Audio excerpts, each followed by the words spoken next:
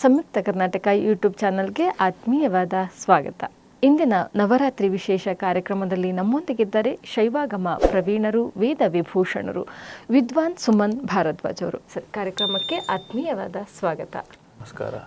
ನವರಾತ್ರಿಯ 9ನೇ ದಿನ ಸಿದ್ಧಿದಾತ್ರಿಯ ಆರಾಧನೆ. ಎಲ್ಲ ಸಿದ್ಧಿಗಳನ್ನು ನಮಗೆ ದಯಪಾಲಿಸು ತಾಯಿ ಎಂದು ನಾವು ಈ ದೇವಿಯನ್ನು ಆರಾಧಿಸ್ತೀವಿ. ಇದರ ಕುರಿತು ಇನ್ನಷ್ಟು ಮಾಹಿತಿಯನ್ನು ಗುರುಗಳು ನೀಡ್ತಾರೆ. ಓಂ ನಮಾಮಿ ಸಿದ್ಧಿದಾತ್ರೀಂ ತ್ವಾಂ ಸರ್ಗಸ್ಥಿತಿಲಯೇಶ್ವರೀಂ ಸಿದ್ಧ ಗಂಧರ್ವ ಪೂಜಿತಪದಾಂ ದೇವೀಂ ಸರ್ವಪ್ರದಾಯಿನೀಂ. ಶುಭಪ್ರದವಾದ ನವರಾತ್ರಿಯ 9ನೇ ದಿನ ಎಲ್ಲರಿಗೂ ಸಹ ಉತ್ಸುಕವಾದ ಆನಂದವನ್ನು ಕೊಡುವಂತಹ ದಿನ.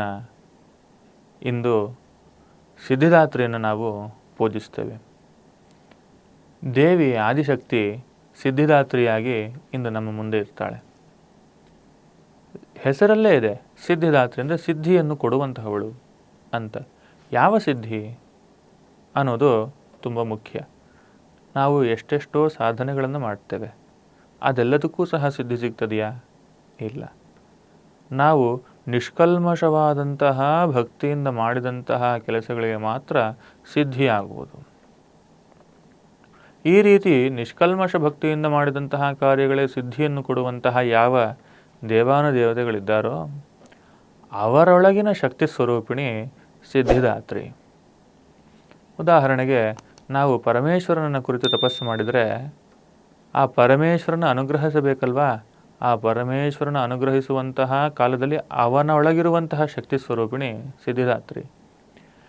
ಎಷ್ಟೋ ಜನ ವಿಷ್ಣುವಿಗಾಗಿ ತಪಸ್ಸನ್ನು ಮಾಡ್ತಾರೆ, ವಿಷ್ಣುವಿನಿಂದ ವರಗಳನ್ನು ಪಡಿತಾರೆ. ಆ ವಿಷ್ಣುವು ವರವನ್ನು ಕೊಡುವಾಗ ಅವನೊಳಗಿರುವಂಥ ಶಕ್ತಿ ಸಿದ್ಧಿದಾತ್ರಿ. ಹೀಗೆ ಬೇರೆ ಬೇರೆ ದೇವತೆಗಳಿಂದ ವರವನ್ನು ಪಡೆದಂತಹ ಯಾರ್ಯಾರಿದ್ದಾರೋ ಅವರಿಗೆಲ್ಲವೂ ಸಹ ಆಯಾ ದೇವರ ರೂಪದ ಮುಖಾಂತರ ಅವುಗಳ ಒಳಗಿದ್ದುಕೊಂಡು ವರಪ್ರದವನ್ನು ಮಾಡಿಕೊಟ್ಟುವಂಥವಳು ಸಿದ್ಧಿದಾತ್ರಿ. ಈ ಸಿದ್ಧಿದಾತ್ರಿ ನಾವು ಅಂದುಕೊಂಡಂತೆ ಬರೀ ವರಗಳನ್ನು ಕೊಡುವವಳು ಮಾತ್ರ ಅಲ್ಲ, ಸಿದ್ಧಿಸುವಂಥವಳು. ಅಂದರೆ ನಮಗೆ ಏನೇನು ಬೇಕು ಅದೆಲ್ಲವನ್ನೂ ಸಹ ತಯಾರು ಮಾಡಿಕೊಡುವಂಥವಳು ಅಂತ. ನಮಗೆ ಎಷ್ಟೋ ಕಾರ್ಯಗಳಲ್ಲಿ ಅಡಚಣೆಗಳಾಗ್ತಿರುತ್ತೆ, ಆ ದಾರಿಯನ್ನು ಸರಿ ಮಾಡಿಕೊಡುವವಳು, ಸಿದ್ಧಿಸಿಕೊಡುವವಳು. ನಾವು ಯಾವುದೋ ಒಂದು ವಿಷಯವಾಗಿ ತುಂಬ ನೋವು ತಿಂತಿರ್ತೀವಿ. ಆ ರೀತಿ ಆದಂತಹ ನೋವನ್ನು ಪರಿಹರಿಸಿ ಆ ದಾರಿಯನ್ನು ನಮಗೆ ಸುಲಭತರವಾಗಿ ಸಾಗುವಂತೆ ಮಾಡಿಕೊಡುವಂಥವಳು ಸಿದ್ಧಿದಾತ್ರಿ. ಯಾವ್ಯಾವ ಮುನಿಗಳು ಋಷಿಗಳು ಎಲ್ಲ ಯಾವ ಅನುಗ್ರಹಕ್ಕಾಗಿ ಕಾಯ್ತಿದ್ದಾರೋ ಆ ಅನುಗ್ರಹವನ್ನು ಕೊಡುವಂಥವಳು ಸಿದ್ಧಿದಾತ್ರಿ. ನಮಗೆ ಗೊತ್ತು, ಮೋಕ್ಷಕ್ಕಿಂತಲೂ ಮಿಗಿಲಾದಂಥದ್ದು ಯಾವುದೂ ಇಲ್ಲ. ಮುಕ್ತಿಯನ್ನು ಹೊಂದಿದರೆ ಸಾಕು, ಇನ್ಯಾವುದು ಬೇಡ ಅಂತ ಹೇಳಿ ನಾವು ಹೇಳ್ತೀವಿ. ಆ ರೀತಿ ಎಷ್ಟೋ ಜನ ಋಷಿಗಳು ಮುನಿಗಳು ತಪಸ್ಸನ್ನು ಮಾಡ್ತಾ ಎಲ್ಲೋ ಗುಹಾಂತರದಲ್ಲೋ ವನದಲ್ಲೋ ನೀರಲ್ಲೋ ಎಲ್ಲೆಲ್ಲೋ ಕೂತು ಯಾರ ಕಣ್ಣಿಗೂ ಬೀಳದೆ ಕೂತು ತಪಸ್ಸನ್ನು ಮಾಡ್ತಾರಲ್ಲ, ಅವರಿಗೆಲ್ಲರೂ ಸಹ ಅನುಗ್ರಹಪೂರ್ವಕವಾಗಿ ಮುಕ್ತಿ ಮೋಕ್ಷವನ್ನು ಅಥವಾ ಅವರು ಅಂದುಕೊಂಡಂತಹ ವಸ್ತುವನ್ನು ಕೊಡುವಂಥವಳು ಸಿದ್ಧಿದಾತ್ರಿ.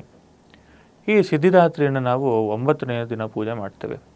ಈ 9ನೇ ದಿನ ಅದಲ್ಲದೆ ತುಂಬ ಚೆನ್ನಾಗಿ ಗೊತ್ತಿದೆ ನಮಗೆ ಆಯುಧ ಪೂಜೆ.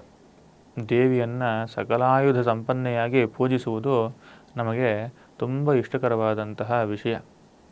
ಯಾಕೆ ಅಂದರೆ ಈ ಆಯುಧಗಳೆಲ್ಲವೂ ಸಹ ಸಿದ್ಧಿದಾತ್ರಿಯ ಕೈಗಳಲ್ಲಿರುವಂಥದ್ದೇ.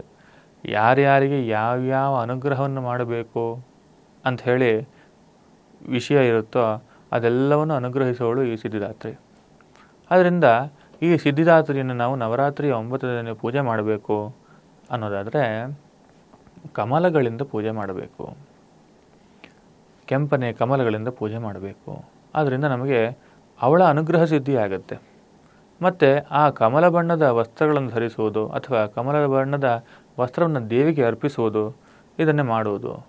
ಇದಲ್ಲದೆ ಅಮ್ಮನವರಿಗೆ ಇಷ್ಟವಾದಂತಹ ಸಿಹಿ ಪದಾರ್ಥ, ಕಡಲೆ ಬೇಳೆಯಿಂದ ಮಾಡಿದಂತಹ ಸಿಹಿ ಪದಾರ್ಥಗಳನ್ನು ಮಾಡುವುದು, ಅವಳಿಗೆ ನೈವೇದ್ಯವನ್ನು ಅರ್ಪಿಸುವುದು, ತನ್ಮುಖಾಂತರ ದೇವಿಯ ಅನುಗ್ರಹವನ್ನು ಪಡೆಯುವುದು. ಹೀಗೆ ಸಿದ್ಧಿದಾತ್ರಿಯ ಅನುಗ್ರಹಕ್ಕಾಗಿ ನಾವು ಈ ರೀತಿಯಾದಂತಹ ಪೂಜೆಗಳನ್ನು ಮಾಡುವುದರಿಂದ ಅವಳ ಅನುಗ್ರಹ ಆಗಿ ಅವಳು ನಮ್ಮಲ್ಲಿಯೇ ಸದಾ ನೆಲೆಸಿ ಅವಳು ಕೃಪಾದೃಷ್ಟಿಯನ್ನು ನಮ್ಮಲ್ಲಿಯೇ ಇಟ್ಟಿರ್ತಾಳೆ.